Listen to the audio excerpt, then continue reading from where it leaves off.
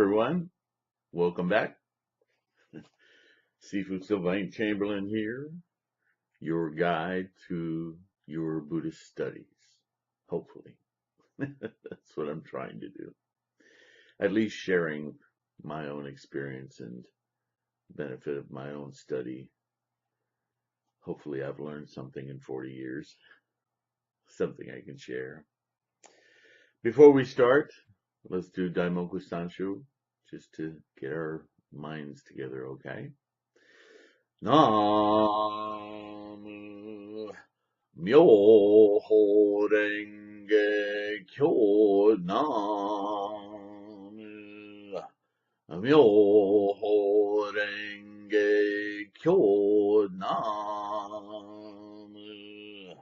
Myoho Renge Kyo. Namu Myoho Renge Kyo. Namu Myoho Renge Kyo.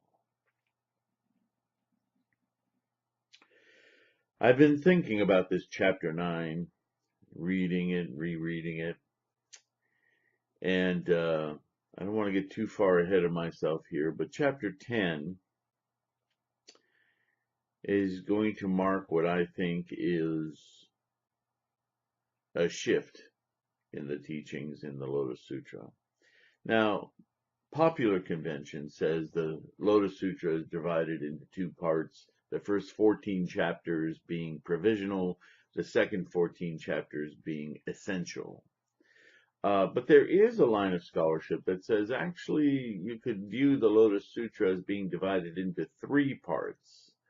And the more I practice and the more I study, the more I see the basis and the justification for that three-part Lotus Sutra. And this is irrespective of the opening innumerable meanings and the closing, the meditation on Bodhisattva merit, universal worthy. This is of the 28 chapters. I think this 9th chapter, first of all, it's brief. And secondly, I think it's just a final word, a closing on this first part. The critical thing in the first part of this Lotus Sutra is the idea of skillful means. The idea that, look, you've been following my teachings for over 40 years, but you need to understand that I've been using skillful devices, stories, fables, analogies, allegories, and so forth to get you to dig toward the meaning. I don't want you to be stuck on the words so much, even though that's how you're spreading the teachings and learning the teachings is reciting, the recitation of the words. So it really takes advantage of that human desire for attachment to things and words being really easy ones to get attached to. Want to transcend the words and want you to get the meaning. So please understand all the teachings so far have been to get you to understand.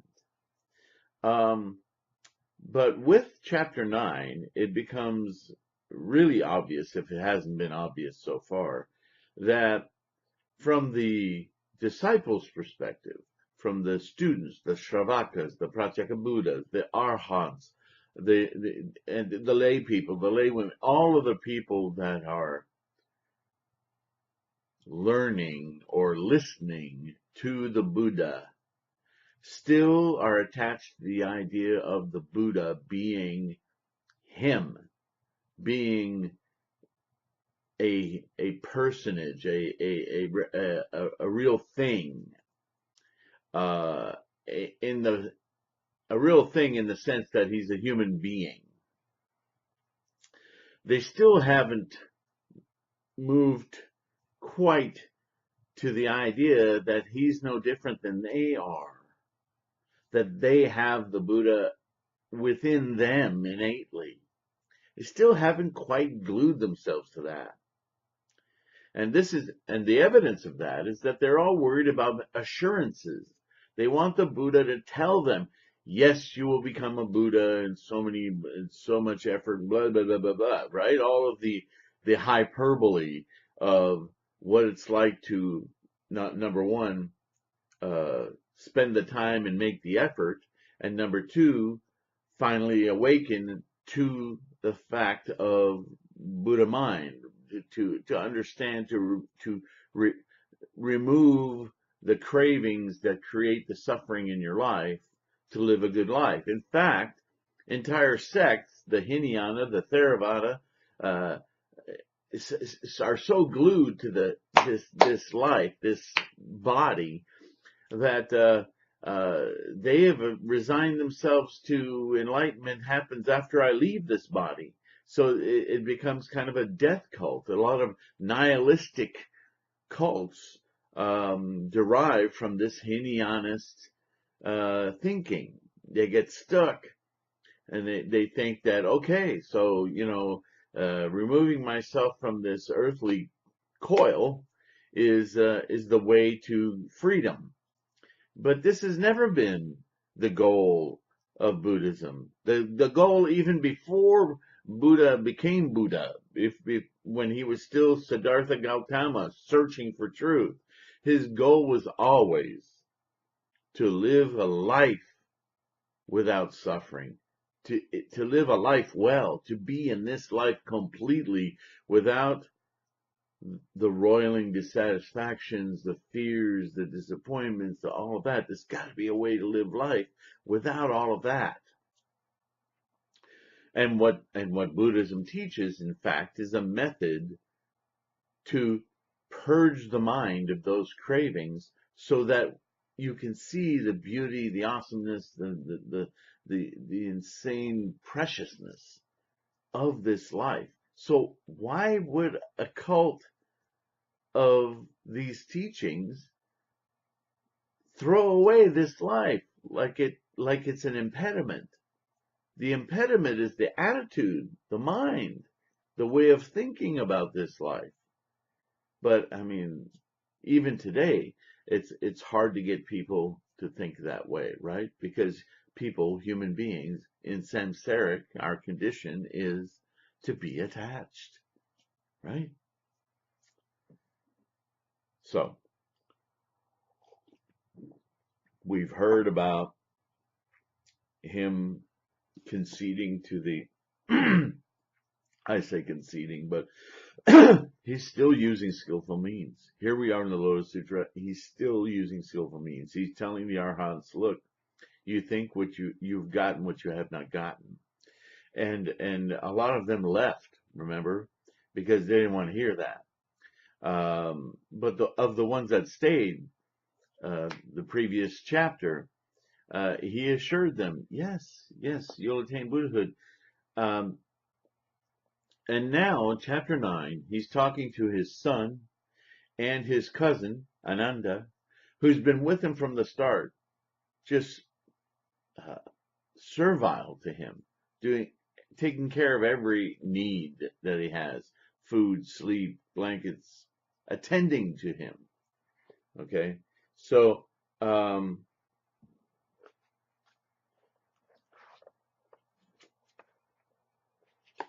because they've been at his side all along, they have become Shravakas, they've become Pratyeka Buddhas, and they've even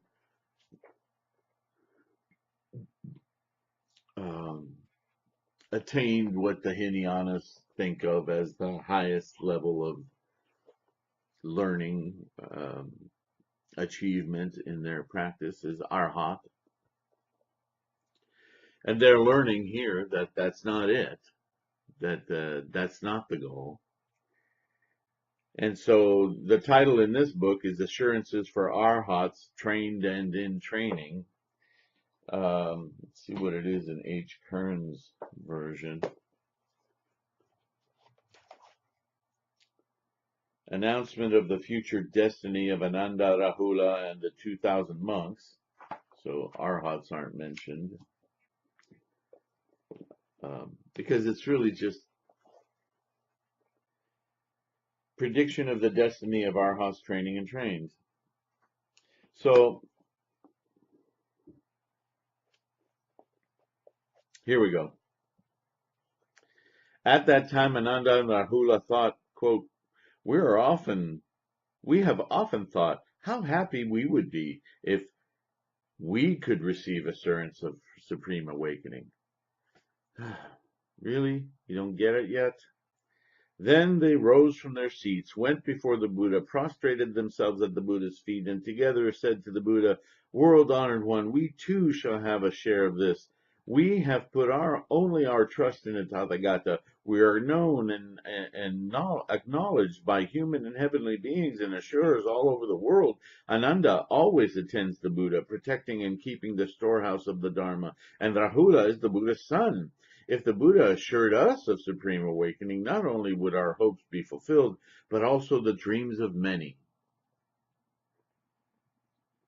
And this is why I'm saying this is kind of a closing on this part, and you'll understand in the next chapter. Again, I don't want to get too far ahead of myself, but don't you feel that, okay, now I've predicted for all of these people and all these types of monks and all of these types of monks and lay people and lay women, and now my cousin and my son who've been with me all along, they want assurances. Why are they so stuck on, like, they can't get it for themselves, they got to get it from me?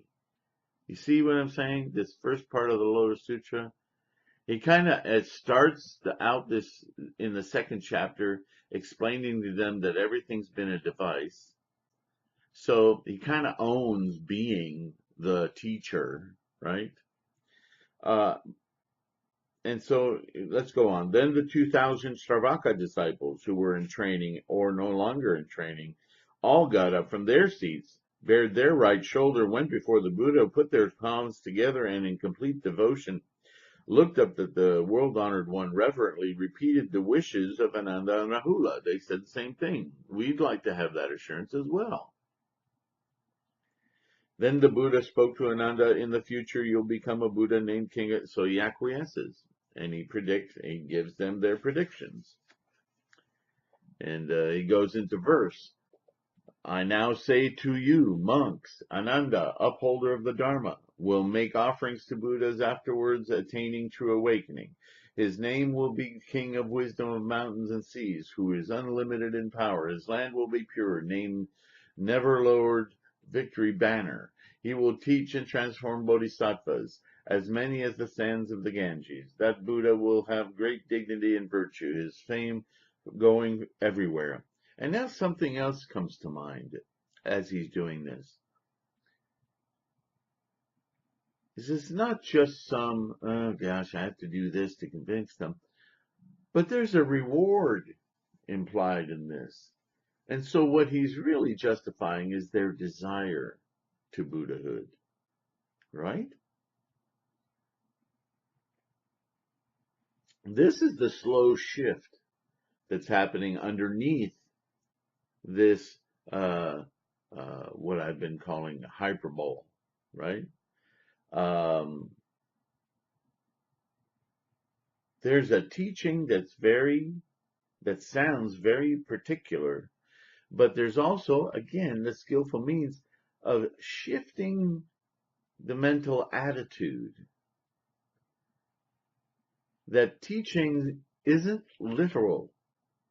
That's very strong in this first part. That teaching is not literal, it's interpretive, it's meaningful. So if we look at this from the standpoint of meaning, what we hear from the desire of everything from his son to the lay people and lay women is their devoted desire to attain the Buddha way. In older teachings, the desire was really to follow the Buddha, but throughout there's this desire to the Buddha, and what Nichiren calls single-mindedly seeking the Buddha mind, or the Buddha way, or an audience with the Buddha, or what's the other word? A single-minded devotion to being with the Buddha of sorts. in other words, um, to study and to chant and to meditate, to do the rituals, to do all of that is a third step. The first step is don't be glued to the words, think of the meaning. The well, the first step is to learn the teachings. The second step is to not be glued to the words and understand the meaning. The third step is that all of that isn't in order to simply learn, which is what we tend to do as human beings. We absorb and we repeat. But we need to transcend what we learned and repeat and implement it toward a goal. And the goal here is the Buddha way. So there is this, once you start thinking that, you see it very clearly in the language, don't we?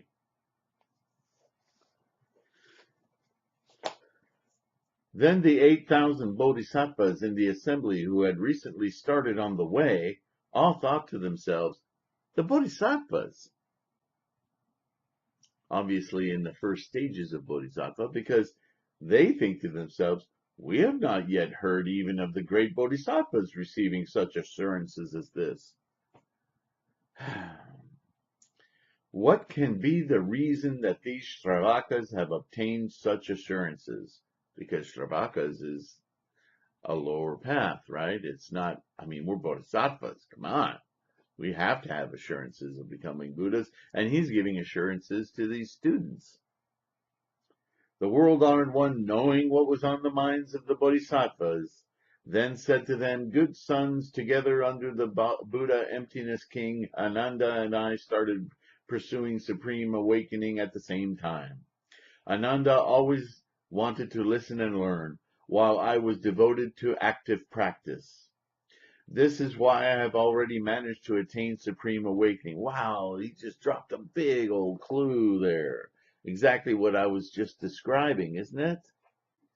He says, Ananda and I started pursuing supreme awakening at the same time.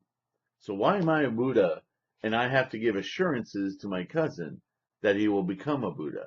We both started at the same time. Next sentence. Ananda always wanted to listen and learn, while I was devoted to practice. Oh, excuse me 1 second.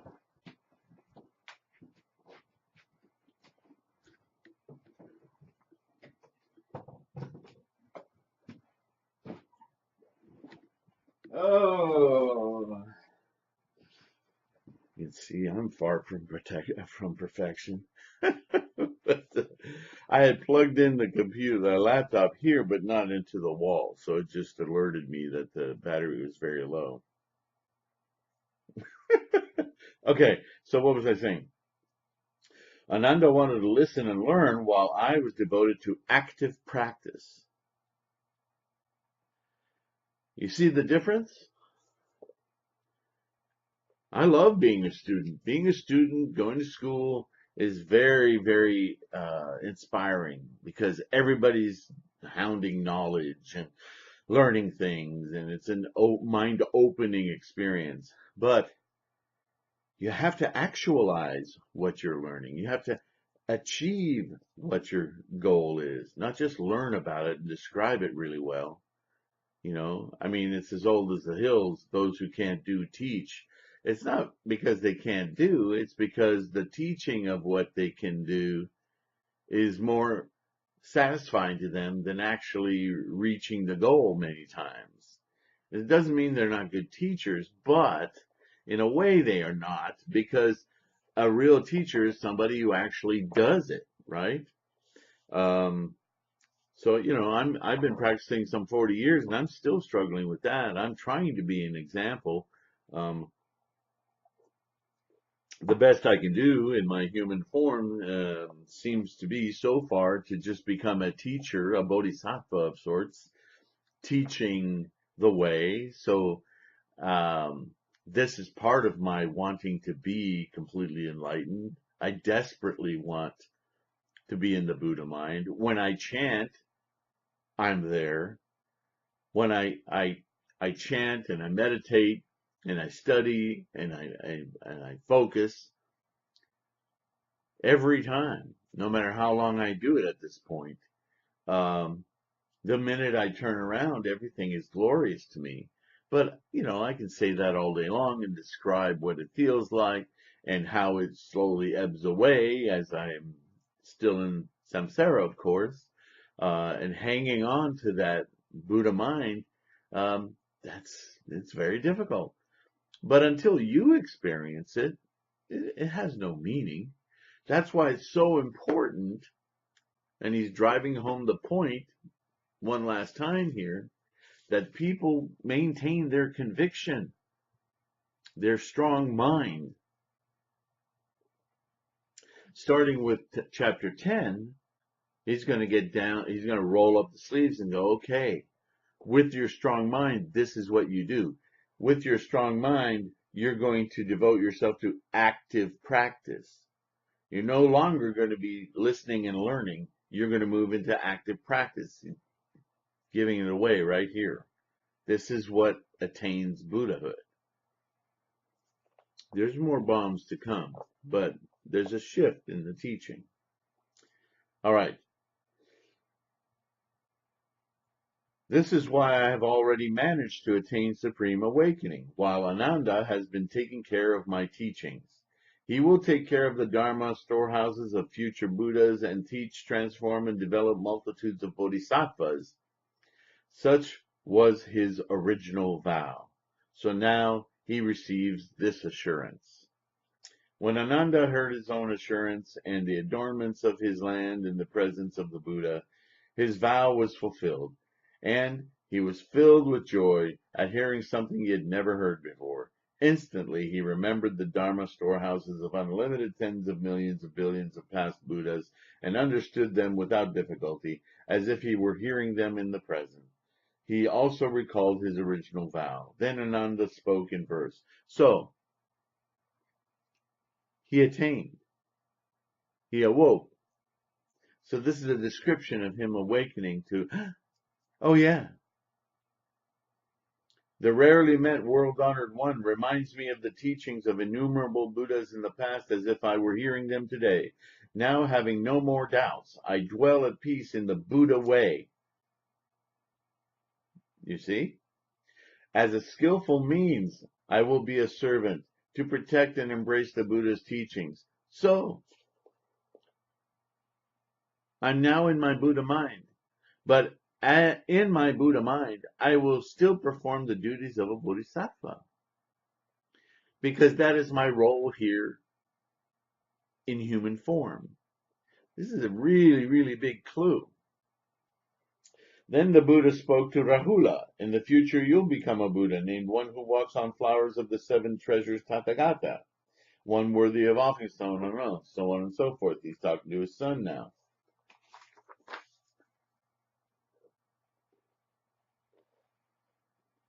When I was a crown prince, when he was Siddhartha Gautama, Rahula was my eldest son. Now that I have attained the Buddha way, he receives the Dharma and is my Dharma son. In future lives, he will see innumerable hundreds of millions of Buddhas. Here we go again.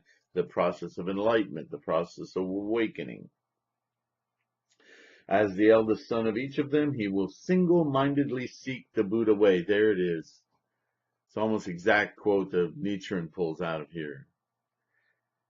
Single-mindedly. That's a strong mind. Okay? The hidden acts of Rahula only I am able to know. As my eldest son, he is revealed to all. Innumerable 10,000s of millions are his blessings beyond calculation, dwelling at peace in the Buddha Dharma. He seeks the unexcelled way. At that time, the world-honored one, observing the 2,000 people in training and no longer in training, they were gentle, quiet, and pure-hearted, giving their full attention to watching the Buddha. There's that attachment again. The Buddha said to Ananda, do you see these 2,000 people in training and no longer in training? Yes, I see them.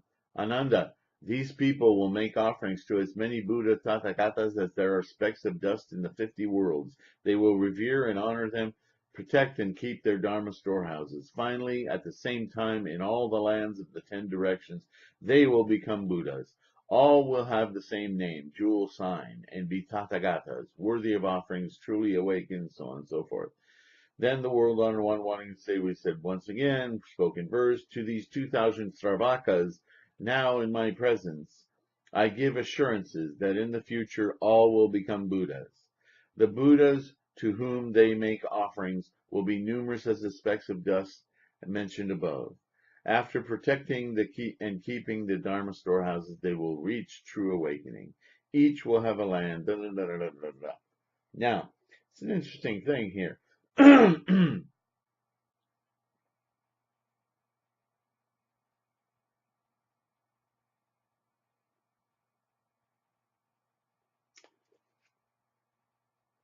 You might say after reading that, well, he's talking to all of the Shravakas and he's saying they're going to attain Buddhahood. So why the Bodhisattva way? See, it's the human mind. We want shortcuts. We want to think that what we do is all that we need to do, right? Then the 2,000 people in training and no longer in training, hearing the Buddha's assurances, were ecstatic with joy and spoke in verse. World honored one, bright lamp of wisdom, hearing this voice of assurance, we are filled with joy, as though sprinkled with sweet nectar.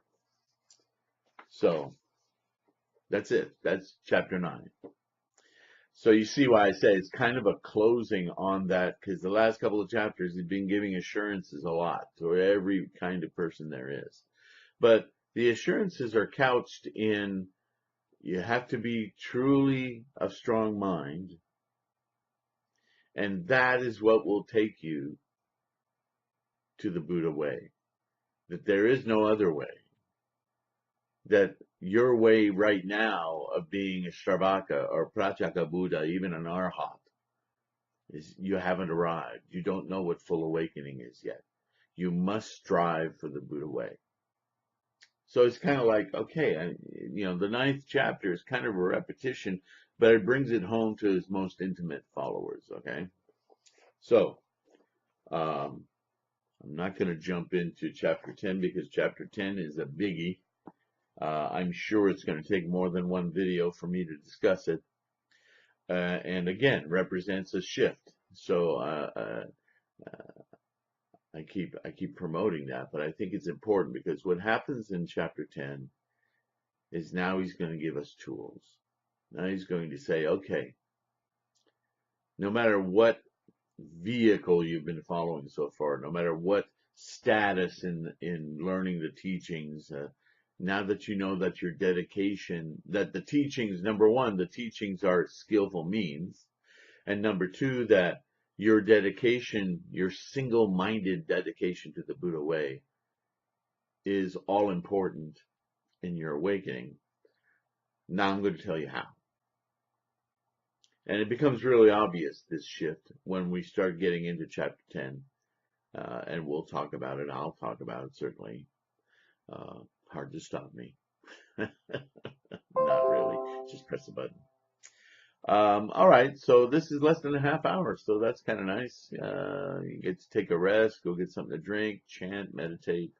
And if you have the time, we're going to dive into chapter 10 next. I'll give you the title. Teachers of the Dharma. So what do you think that's about? I think they're all basically the same. Chapter 10. A teacher of the law. A teacher of the law. Not the teacher of the law. That's important. Because he's not talking about himself. He's talking about a teacher of the law. Us. How do we do this? Let's see. Chapter 10. H. Kern. The preacher. Short and sweet. So, chapter 10 is going to be all about how to pursue the Bodhisattva way with what we now know as skillful means and a single-minded obsession to the Buddha way. Thank you so much for listening. We'll close with Daimoku Sancho, and I look forward to chapter 10. Okay. Nam Myoho Renge Kyo Nam Myoho Renge Kyo Nam Myoho Renge Kyo Nam. Thank you so much. Appreciate you.